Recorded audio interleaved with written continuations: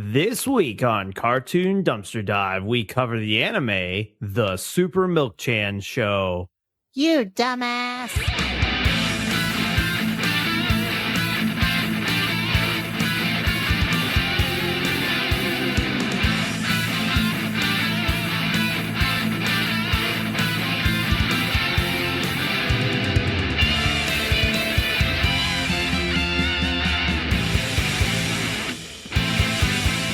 Joel.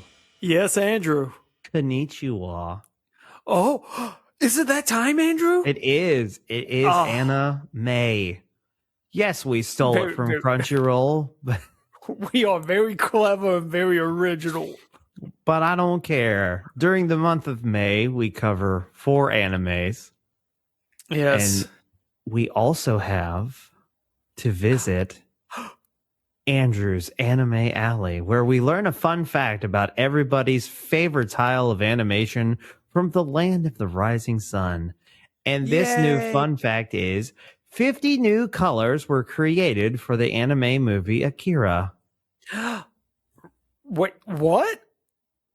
Yes. I'm sorry. Repeat that. Did you say 50 new colors were created for Akira. I don't know why I thought all the colors were already kind of, we had them all. Yeah. But 50? Yes. That's wild, man. It uses 327 different colors in the movie, and out of them, 50 were exclusively created for the film. That's pretty cool. It's probably one of the reasons why that movie is so amazing. Yeah, I agree. I agree full-heartantly. There's a lot of reasons why that movie is amazing. Well, speaking of not amazing, you want to talk about Super Milk-chan?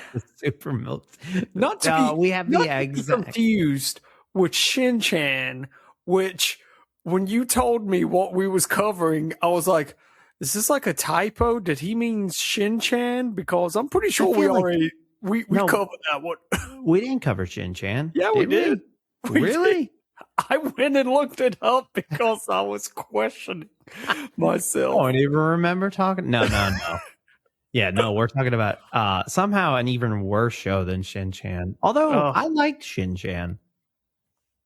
Shin-chan was pretty solid. These two shows both have... I stumbled upon these during my youth and Adult Swim days. I know if you don't listen to the extended audio, you're not going to get it, but it did come on Adult Swim, but it was one of those shows you would wake up at 2 a.m. Yeah. And this show would be on and you would be like, what the hell is this? So it used to be, this is me putting my old man hat on. It used to be that Adult Swim only had, they had the whole night. So they had almost 11 to 6 a.m. Yep. But they only had roughly about 4 hours worth of content. So when it would hit 4 a.m., they would just restart the block again. Yep. So technically, if you missed an episode of something you wanted to watch, you could watch it again at 2 in the morning. Well... But the last hour or so of Adult Swim was just whatever they had, I guess. Yeah. And Super Milk-chan was one of those shows. Oh, yeah. Yeah. I feel like there's a reason why. I've never found someone in my life that has ever talked about being a fan of this show. We'll get into it, but before we get into it, let's review that theme song. Oh, let's hit it.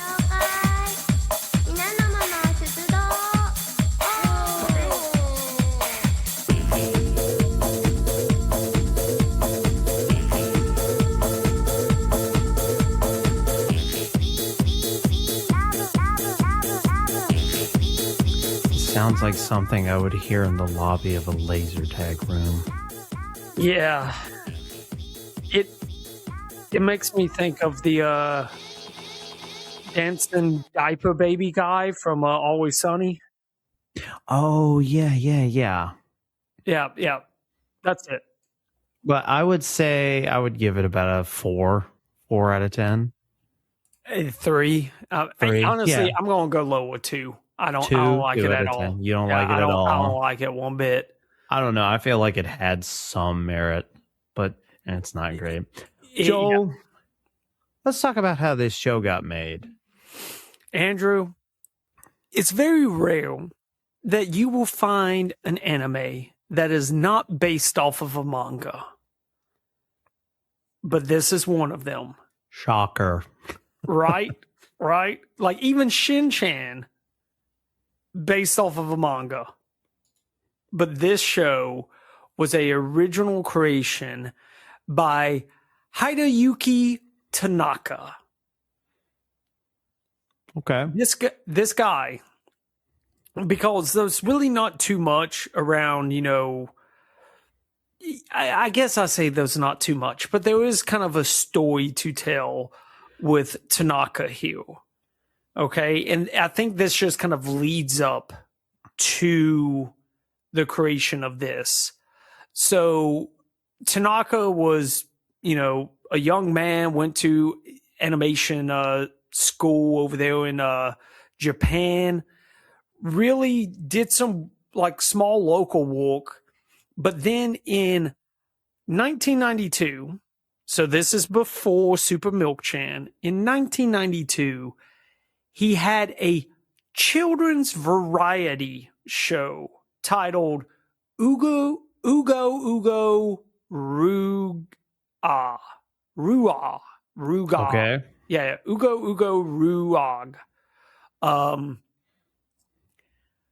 You watch an episode of this? Because I watched an episode, Andrew. Remember, this is a children variety show. Okay. It felt like I was watching Warrior Whale TV. Okay. It is wild. Is it just nonsense? Complete nonsense. Like it was a show where they had like actual like kid actors, and they would like have these like live action segments where they would like maybe go interview people. I saw one where they're like interviewing a chef, then they talk to people on the streets, and they got these kids teaching them things, but then all of a sudden a talking toad will pop out of the toilet talking French to you.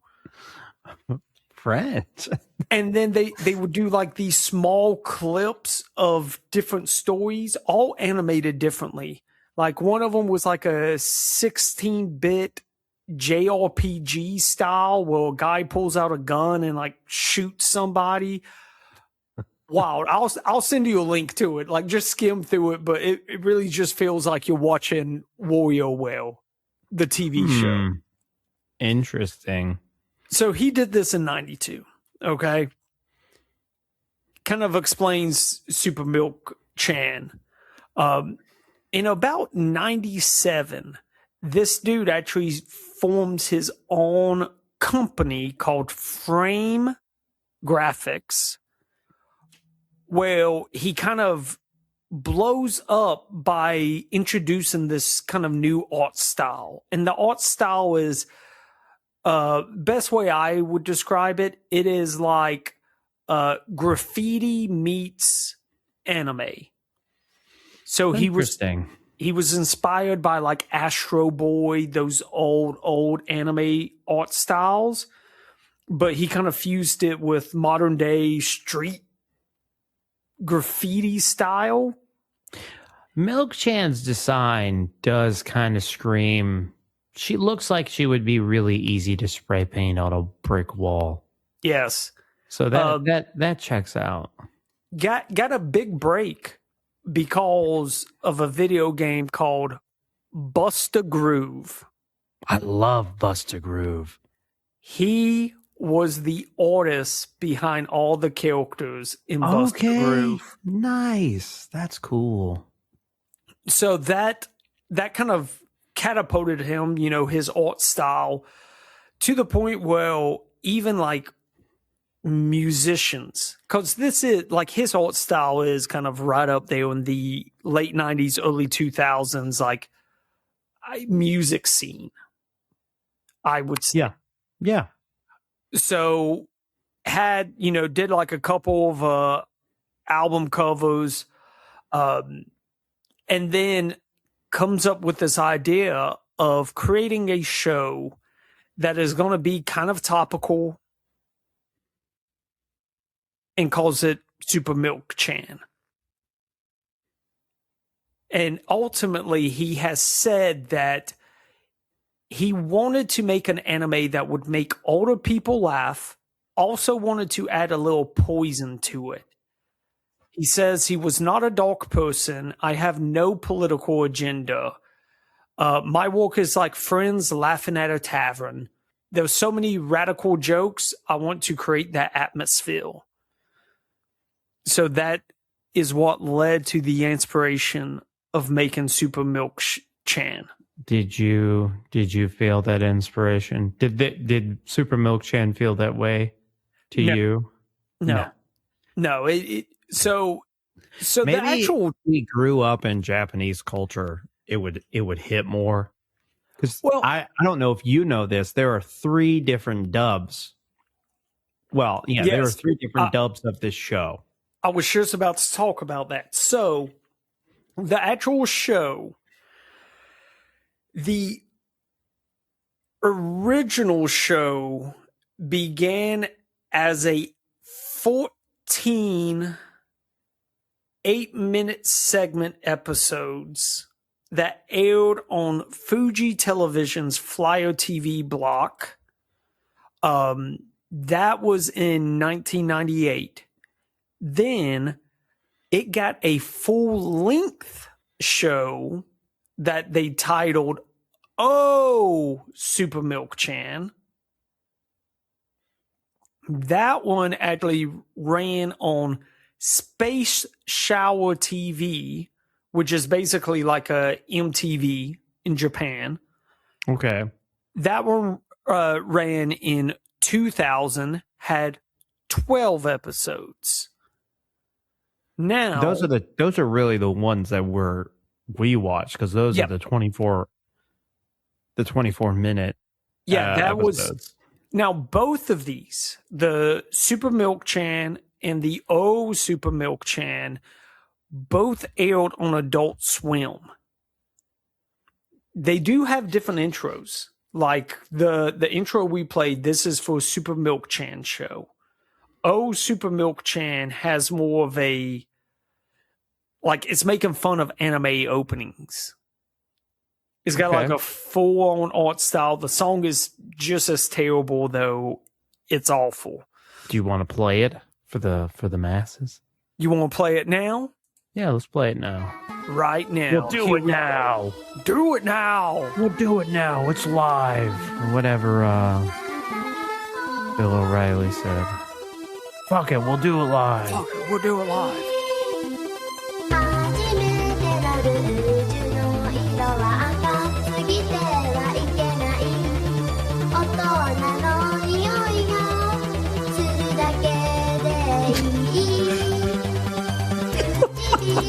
I see it all on your face, Andrew.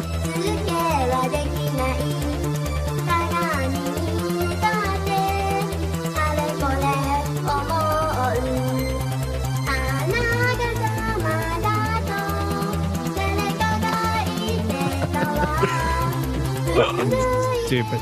Okay, I think we got it. We got enough of it. It's terrible. It's awful. So had that all aired on Adult Swim. Now they did a straight translation. Right. So they did a straight translation of the show. They also did a Americanized version where they actually did like Western pop culture references in it. Then of course there's the Japanese version. Yes. And it didn't stop there. There was they called it Milk's IT Revolution, which was basically a collection of flash shorts from a Japanese website. And these episodes actually aired on the AniMay network and was released on DVD in Japan. Okay. So it included some, a variety of different shorts. It wasn't like long. Yeah, it was a total of like 6 different shorts. But they even, when they released, ADV released DVDs, like box sets for the American release, there was multi-episode story arcs that are exclusive to that release. It is pretty nutty, just this, what would be, I think everything just adds up to about 6 hours worth of content. Crazy amount of like different variations of it. But that is it, Andrew. Yeah, I think this was just made by some weird guy. You know what I mean? Like he this is like, he wanted to entertain children. He got a big break. Also looking at the character design of Milk-chan. Now that I'm really looking at it, I get big Jet Set Radio designs too, which makes a lot of sense with everything that you said. But we can talk about this show for a little bit. Let's please. We follow. Okay, follow me on this. Give us breakdown. Yep. This show gives me. I'm not as entertained by it but I get big Aqua Teen Hunger Force vibes from this show. Yes. Meaning, one of the most important things, Milk is supposed to be a superhero. Yep. She barely does anything, much like the Aqua Teens are supposed to be detectives. Yep. But it's like she's got a landlord. That's her version of Carl. Yeah. He's always coming by being like, you need to pay your rent, Milk-chan. And she has bad, she's 5 years old. Yeah. According to everything that I looked at, she's a child. She's a child, which is why she's just like, I wish you could pay rent with credit cards. But basically she gets a mission from the president sometimes. And she sometimes does it. And then out of nowhere, there's just this live action segment, sometimes twice in one episode, that has nothing to do with the episode. Just random. Every time I've never listened to the Americanized version. So but when she answers the phone, she always says that she's someone else. I'm assuming it's a Japanese celebrity. Yeah. And so I wish I was able to find the Americanized version, because I wonder if she goes, "Oh, it's Ben Affleck." Just kidding, because she does that every time she answers the phone. Yeah. That being said, I did not find this show enjoyable to watch. I feel like this is you have to grow up Japanese. Like, you have to be engrossed in Japanese culture, like, to get it. You know what I mean? No, I do. Like, I even remember when it was airing on Adult Swim, I remember stumbling across it a few times. Right. It was always that show where if I woke up and if it was playing, I would probably just turn off the TV and go back to sleep. Right. Like, I didn't even want it playing. I didn't even want to see it. Even going back and trying to watch it, it's like, I wanted to get it. I wanted to understand it, because it did feel like this is like just Japan's version of Aqua Teen Hunger Force. Yeah. and I love Aqua Teen Hunger Force, so I'm like, maybe I'll like it. But no, I just No, I don't know. I think it was. I'm trying to think of an American equivalent to where, like, if you didn't grow up here, you wouldn't find it funny. yeah. But it's like Squidbillies? no, because people from the north even like Squidbillies. I don't know. I Maybe feel like I mean maybe if you're not from those well, people from the north don't believe that there are people like that down here. Case in point, I mean they're not squids, but yes, of course. I have met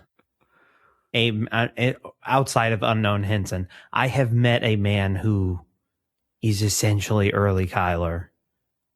Like, I think a lot of the that's one of the big things about being from the South is that, like, you know those memes where it's like a redneck and it's got some big ass like quote where it's like, I went to the doctor, he said your sugar's high, and I said, no sir, she's been sober as the day she was born for a good 4 years, God bless, or something like that. It's because like Northerners find that funny because they're like, haha, you know, they're just white trash down there. But like they're like, you'll be like, that's Dave. that's my neighbor. Earl. About? That's my cousin. Like he said that just last week. Like, so there's, and I don't know, it would have to be, and it's weird because you can't. Celebrities in America are celebrities worldwide. Like we're the only country that doesn't have like just country specific celebrities. So it's like whenever Milk Chan would make a celebrity reference for the Western dub, I assume everyone would be able to get that because everybody knows our celebrities. But when she does that for the Japanese dub, I don't know who she's referencing. That's just some guy that she said she was.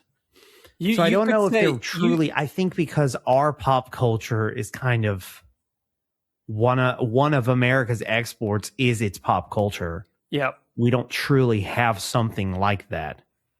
Someone could tell me, say any Japanese sounding name and be like, oh, he's like Japan's George Clooney, and I would just have to take them at face value. Yeah. Like, oh, okay. I mean, I guess there are now more niche celebrities. Thanks to YouTube. I still don't know their names. But yeah, it's like, I would be like, no, that's the pizza review guy or what the fuck ever. Which there is a pizza review guy. He does like the one bite challenge. I don't know. He's some fucking idiot from Boston. Dave, I don't know. He works. Is it him? Yeah. Yeah, Dave Portnoy. Yeah. Yeah, Barstool Sports founder. Some Southie moron. I can say that because how many times the North makes fun of Southerners. They do need to be put in check. But yeah, look, I get it. We got some white trash down here, but you know what? You guys have it. Y'all just call it something different up there. Let's be honest. No, they still call it white trash. It's like, just because you don't sound like this doesn't mean you can't be trash, brother. Yeah. All right? It's because you don't say bless your heart and all those other weird Southern sayings that we say. Do you ever, we're going to move to your new reoccurring segment, but do you ever kind of like, when you travel, do you like crank it up a bit for people? No, I need to. I sometimes do. I need to. They'll be like, once I I'll throw out a y'all. I'll be like, where y'all from? And they're like, oh, we know you're from the South. And you're like, you darn right, stars and bars, baby. Woo! And then you pull out your guns. I turn into the Texan from The Simpsons. Yep. Just, yeah, oh, goo. Now, don't get me started on if Texas. I think we've had this debate: is Texas Southern or not? Everywhere but Houston. That seems fair. Oh, I still to this day I get a little upset when people refer to Texas as the South. Texas is not the South. That is West. It's Western. Oh, you're saying it's a Southwestern? Not even Southwestern. It's just West. It's just West. It's like the Wild West. Like if you think of the Wild West and cowboys and all that stuff, Were they part of the Confederate States? No, they wasn't even a state. Yeah, I don't think they were. Yeah, I was going to say, I don't think they were a state yet. Because, like, you're a Southerner because, you know, we fought that war. Yeah. We weren't on the right side of history, but we were. I mean, that's how I count a Southern. Like, you from the South? Like, I don't know. Do you have a very complicated relationship with statues? Look, that's my mindset. Yeah. Now we could argue because I'm also a believer. West Virginia, they're not Southern. The whole reason West Virginia exists is because they seceded from Virginia. We are getting way off track. Get me talking about, my heritage and I just go off. Fuck. That's the Virginian in me. I'm like, fuck, no, they're not. But Joel, it's time to move to your new reoccurring segment, reviews that are full of vitamin D and reviews that went sour. Oh, nice, Andrew. Milk reference, right? Hey. So Andrew, this is stupid fucking Joe. This is sitting at a 6.8 out of 10. You've got to be kidding me. That's 35. too high. 35 rating. Okay, out of 35. Now, I had to go to a website called AniMayPlanet.com to find a review for this show because it's not on IMDb or any of the other places I normally look. I found a 10 out of 10. There was a 3 out of 10, but too long. I ain't gonna read that. So this is the 10 out of 10. Milk Chan is the best. I guess you either get it or you don't. I think the show is a masterpiece of hilarity. It's just so different than anything out there. Truly commemorable. Yeah, people gonna hate, whatever. Anime is just entertainment. Don't have to take everything so seriously. I mean, that is fair. We just spent like a good 10 minutes saying how much we didn't get it. So maybe if we got it. Maybe we don't get it, but I didn't take the show seriously. It just it was just an offense to my eyes and ears, basically. It was well, because it's an Adult Swim. I found it on Adult Swim, so I grade Adult Swim shows with different animation on a curve. Yeah, so you got to remember this is the same network that gave us 12-Ounce Mouse. So yeah.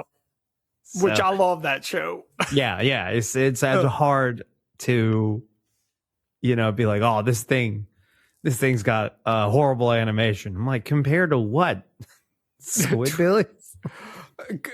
What? 12-Ounce Mouse had like a budget of $50. Yeah. So it's like maybe when you, it's hard for, but also this is one that they acquired. They did not make this one in house. So maybe it's a little different. I mean, the art style is nice. The animation is crisp. It's just, it's like everything that's going on. I don't know. I can't watch it. No matter how good the animation is. Yeah, sometimes it just hits you. I do love that they have like maybe 5 backgrounds in the whole show. I mean, that's why it's like it's such an Aqua Teen-esque show, because it's like the animation is limited. They have like maybe 3 background set pieces. I think the only thing that really trips me out is the random live action scenes that just make no sense whatsoever. Like they just come out of nowhere. They do nothing for the show. And I'm sure if I knew Japanese culture, I would probably find them funny. Probably would. Like, I don't know enough about Japanese culture to get like the humor. The same way, like, I can't watch like, Telemundo comedies and be like, this is hysterical. No, like I'm not engrossed in the culture enough to get it. I know that. I bet you that like people in Japan would not find Squidbillies as funny as we find it. Oh, not at all. They would be like, what? They would find it on the base of like stupid Americans are funny and fat, and that's about it. But Joel, I believe that wraps up the Super Milk Chan show. First episode of AniMay. First one down, 3 more to go. Even though we'll probably cover more animes throughout the year, but we like to do a whole month of them dedicated to AniMay, the idea we stole from Crunchyroll. And if you'd like to support us so we can steal more ideas from anime websites, you can go to patreon.com/cartoondd. There we have the $5 tier. You get stickers and pins mailed to your door. Bonus episodes, extended audio/video episodes. You also get, actually the Discord is on the free tier now. So everybody gets in the Discord now. But everybody's getting it. The mega request thread is locked for paying Patreon members. So if you want your request to go to the top of the list, you gotta pony up. Yeah. You'll get there eventually. Yeah. And if you want to send a regular request, you can go to cartoondumpsterdive.com. Maybe go see our store, buy a shirt. We should make an anime shirt. Ooh. Like us all anime and then cartoon dumpster dive in like Japanese. That would be funny. We are Cartoon DD on Twitter. We are Cartoon Dumpster Dive everywhere else. If you're listening to this on YouTube, please like, comment, and subscribe. And as always, thank you for a 5-star review on the podcasting platform of your choice, so we can continue milking. There we go, and so we can continue milking our show. Have a great rest of your week. See ya.